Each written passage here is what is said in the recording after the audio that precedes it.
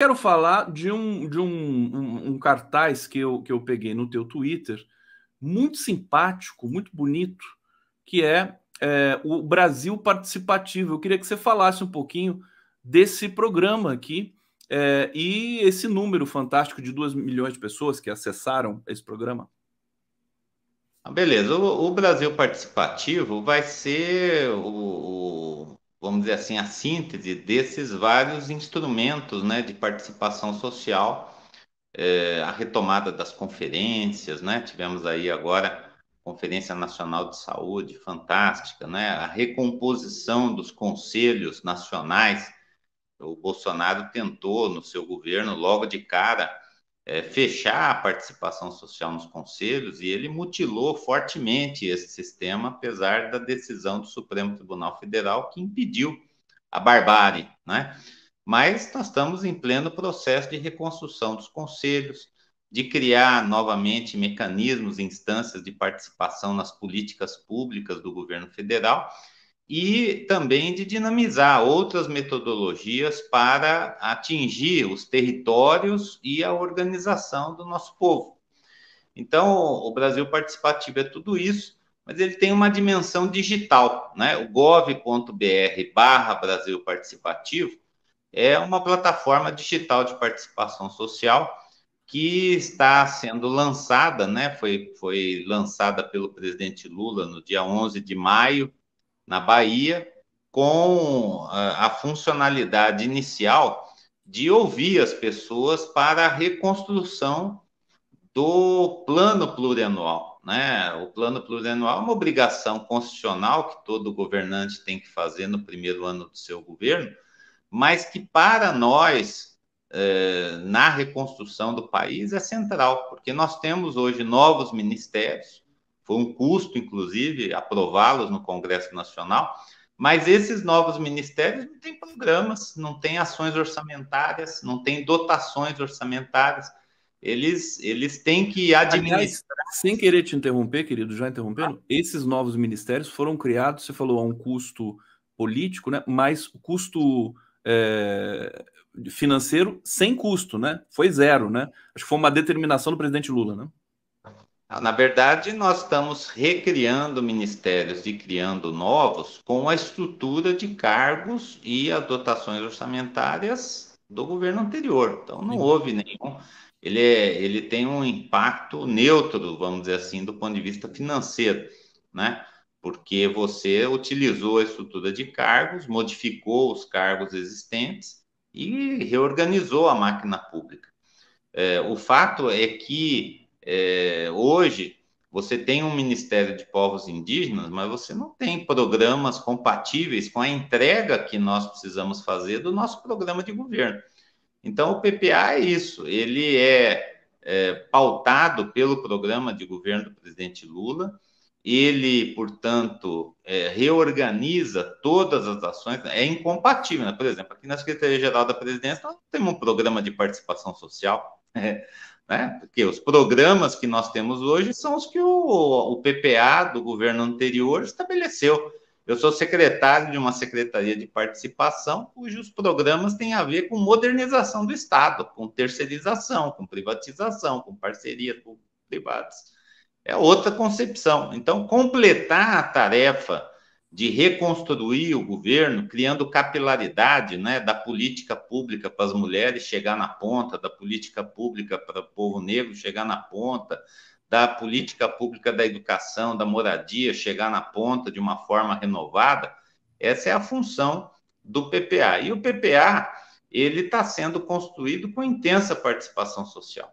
Né? Nós tivemos aí, estamos partindo hoje para as 4 últimas plenárias estaduais, à noite hoje no Espírito Santo, amanhã cedo no Rio, à noite em Minas e na sexta de manhã em São Paulo, fechando o Sudeste, com um grupo de ministros liderados pelo Márcio Macedo e pela Simone Tebet, que vai ouvir a população presencialmente, e as propostas são colocadas na plataforma digital do Brasil Participativo. Quando a gente fala, né, de 2 milhões de acessos, né, hoje nós já temos 1 milhão de pessoas logadas, né, participando com mais de 1.200.000 votos, isso significa que nós estamos também trazendo essa cultura digital para participação, mostrar que a gente pode ocupar as redes para fazer o debate político do bem, né? Não é fake news, não é cultura de ódio. Claro, inclusive está mudando isso, né? Rapidamente, inclusive a Maíra Goulart disse aqui, ela nunca viu uma força política como o Bolsonaro esvaziar tão rapidamente, e eu também tenho essa percepção. Você também tem essa percepção? Falar rapidamente aqui, fazer um parêntese político aqui, de ver. Ouvi a parte final, né? Eu concordo em termos, porque realmente inviabilizar uma alternativa eleitoral consistente como o Bolsonaro para a extrema-direita foi um ganho fundamental da democracia brasileira, do Poder Judiciário, que retoma, né, depois de um papel muito ruim durante o golpe de 16, né, durante todo o processo Lava Jato, de interdição judicial da candidatura do Lula em 18, o Poder Judiciário, de uma certa forma, está se redimindo de, vamos dizer assim, de uma omissão, no mínimo, em deter, não é, a crise institucional que a democracia brasileira viveu, com decisões muito corajosas, como a que adotou em relação à campanha eleitoral de 22, como a que fez durante a tentativa de golpe no 8 de janeiro, né? O desfecho, portanto, da Lava Jato, né? Tudo isso, com certeza, o Poder Judiciário vai se redimindo de um papel negativo que teve na história recente do Brasil. Mas uma coisa é essa dimensão institucional, derrotar eleitoralmente o Bolsonaro é fundamental. Mas derrotar as ideias que o Bolsonaro representa ainda é uma tarefa fundamental, né?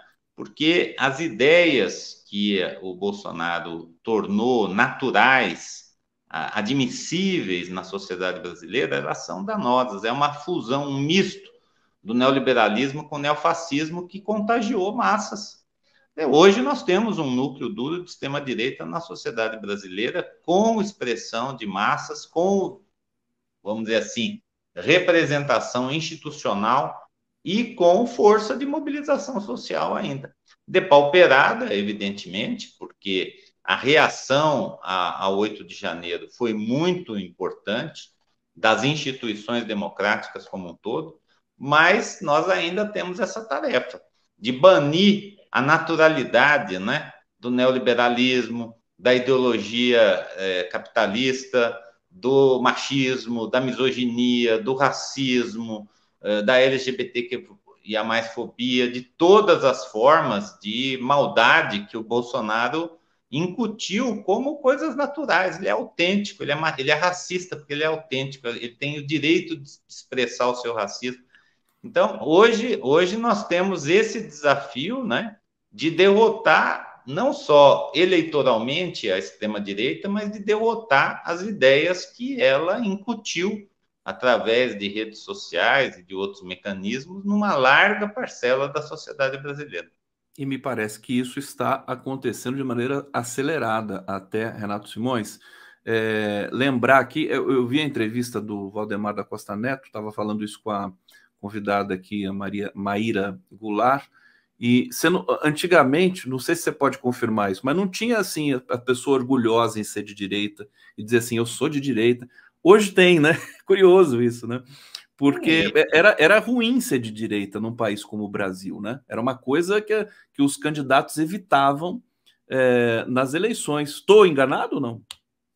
Não, esse é o grande malefício que o golpe de 16 e a abertura dessa caixa de Pandora do autoritarismo no Brasil produziu, né? Nós temos hoje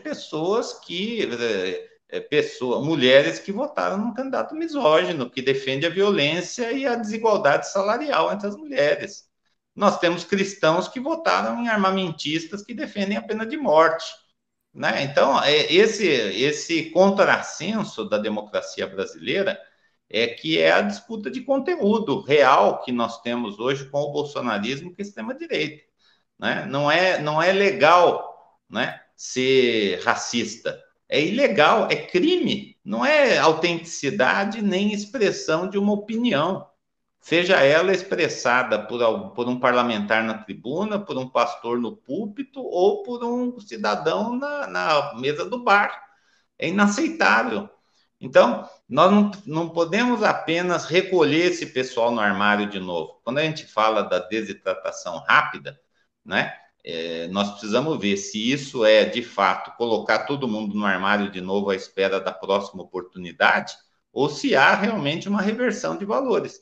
Eu tendo a achar que essa disputa de valores é uma disputa de médio e longo prazo, que a gente não pode menosprezar o impacto que esses 6 anos de autoritarismo trouxe na consciência nacional e que, para isso, é fundamental ter processos participativos com educação popular nos territórios para fazer, de fato, essa disputa de conteúdo, de valores e de perspectivas de futuro para o país.